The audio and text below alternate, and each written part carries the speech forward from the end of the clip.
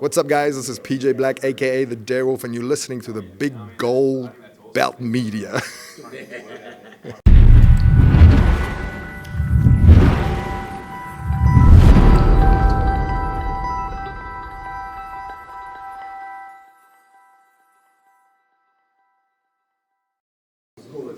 All right, well, I know it's going to sound like a pun, but this is truly an honor before I get to even introduce him. But we are live here at the UMBC Event Center in Baltimore, Maryland. Today is Free Enterprise, RH's Free Enterprise show.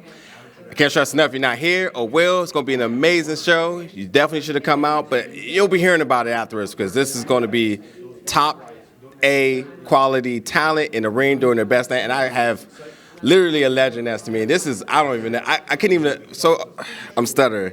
When I said I wanted to do media stuff today, I had no clue that this opportunity could be possible. And it's such a privilege and pleasure to be standing next to the man.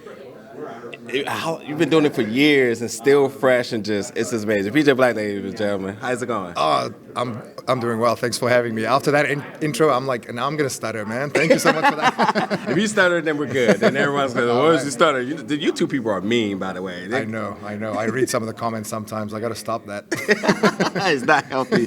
But the question is, how do you continue to do it for years, stay fresh, stay so energetic, and still, no matter what decade it is, still the fans still invest in you over and over and over. Like, it doesn't matter the generation I seen you starting off, the generation, the people from overseas, everyone likes you, everyone knows you. Like, what is the secret? Oh, thank you, man. I don't know. I'm very lucky to have lasted this long, because the average lifespan of a wrestler on TV is like 5 to 6 years. Yeah. For me, it's 22 years this year, so I'm very lucky. And, like when I was younger, I feel like I was just lucky. Now I have to really take care of my body. I'm into biohacking, and, I try to eat as healthy as possible. Yeah. I quit drinking like 5-6 years ago because I felt like that aged my body a lot. Just taking care of my body. I do a lot of things extra, like I do like the ice baths, and I just had like one of those multivitamin IVs put in my, I try to take care of my body as long as possible because I want to wrestle for as long as possible. And wrestling keeps evolving, and I love the era that we're in right now. I love it. Like you said, like there's so many young up and coming talent, and I get to work with these kids, so I got to keep up with these kids. So I really have to take care of myself. They got to keep up with you. Yeah. You haven't lost a step at all.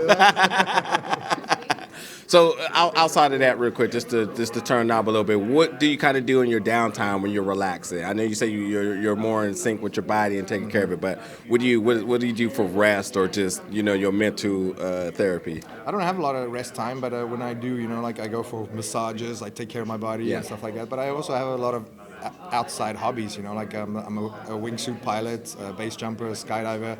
I got injured a few years ago, but everyone's like, even my family, like, you're gonna quit now, right? I'm like, no. Like if you get into a car accident, you're not gonna stop driving. Yeah. And I understand the risks, and I feel like I understand the risks more now, and I still take risks, but calculated risks. Yeah. And I think that's what keeps me going, and that's what keeps me sane. A lot of people think like some of the stuff I do, like my friend Stu Bennett, he was like, man, you do crazier stuff outside of the ring than you do inside the ring. Like, what's up with that? And I don't see it that way. For me, it's what keeps me sane. Yeah. Like, for me, skydiving and base jumping is like meditation. And if I don't meditate every single day or as much as I can, then I'm going to go backwards. Exactly.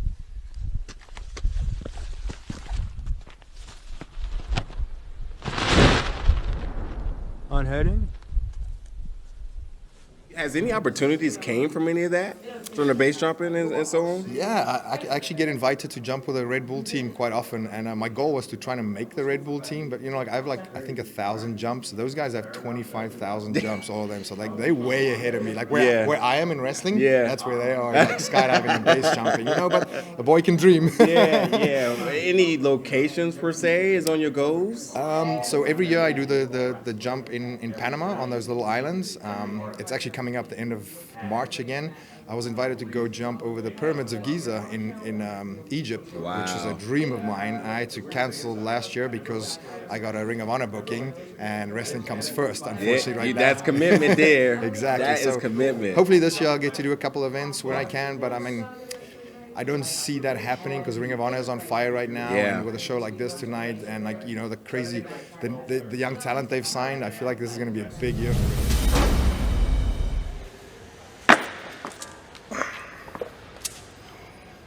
How you doing? Could you just be normal for once? I am normal. Remember in Concord? Yeah. You put yourself in that match. Do you realize what you were doing? I put us in that match, and if it wasn't for you I would have... You could have told me about it. I could have laid out a better plan. Listen, what is the single most important word, or consistent word rather, that I've said to you? Listen? You're listening. Are you kidding me? Yeah. Do they? I know this is kind of a little bit off the road question too. With your experience and knowledge for all these years, do they kind of look towards you as far as like recruitment? Do they look at you and say like, do you see potential in certain people? Oh yeah, I mean, it's so funny because people ask me for advice all the time. You know, like the Office and Ring of Honor, and like even other promoters. Like I have this promoter in Europe years ago, before Ricochet was very famous. I told him about Ricochet, and like now, till this day, he calls me and goes, "Hey, who's the next guy? Who's the next breakout?" He actually called me the other day, and I had to give him a list of like 10, 15 kids because there's so much talent out there right now. I feel like, what a time to be alive. What a time to be a wrestler, and what a time to be a wrestling fan. Does it make you a little bit envious considering how it was down, like to get publicity back in the day was through certain avenues, but now everyone has a streaming service, everyone has a cell phone, in other words. You know, social media, as crazy as it is, but I think it's good and bad in a way. It's definitely good because you can get your name out there if you're an up-and-comer, and you know people can get to see you. When I was starting out, like I was still getting VHS tapes, so I had a ring in my backyard, so I would like run upstairs, play the VHS tape, look at the move, run downstairs and try to practice it. Now I can stand downstairs with my phone, or like sit on YouTube, which makes it a lot easier. So I mean, it's good and bad in a way. I mean, I prefer to see all the positives in this. And So, what is your wrestling goals going into 2020? I mean, you've literally done it all. I cannot even think of something I'm like, yeah, maybe, but no. What is... I actually have a wrestling bucket list, and I've ticked off pretty much everything except for one thing, so I'm not going to mention it right now, but when it does happen, you'll know. All right. You'll know. But yeah, you know, I've wrestled all the big arenas around the world except for one, so you can probably figure out which one that is.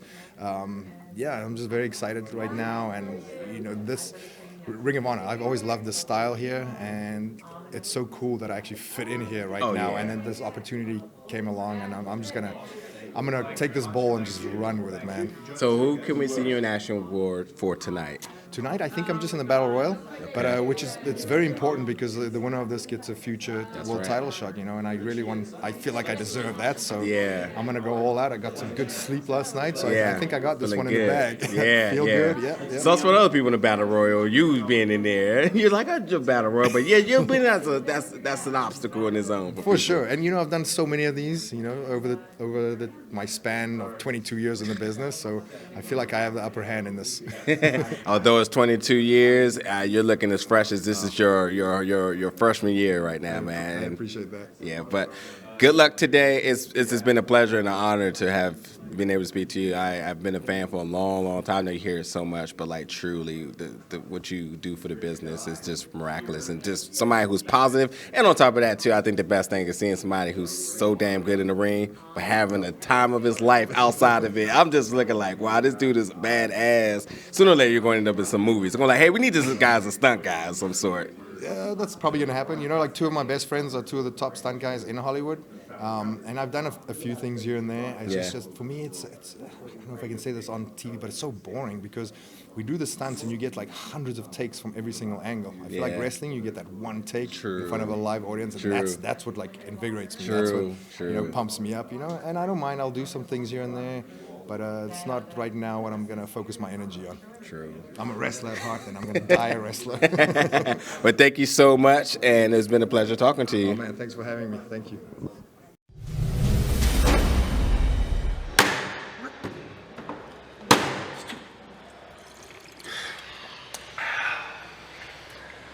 Try this one. What do you want? Have you been doing the breathing exercises I taught you? Yeah, all of them. Cool. I've told you this before, right? You have all the tools. Physically, you look amazing. On the microphone, you demand respect. There's just a few things we got to work on. You got to connect the mind with the body. And I set some time apart for us at the dojo to work on this. You know what? I'll call you. Call me. At least making progress here.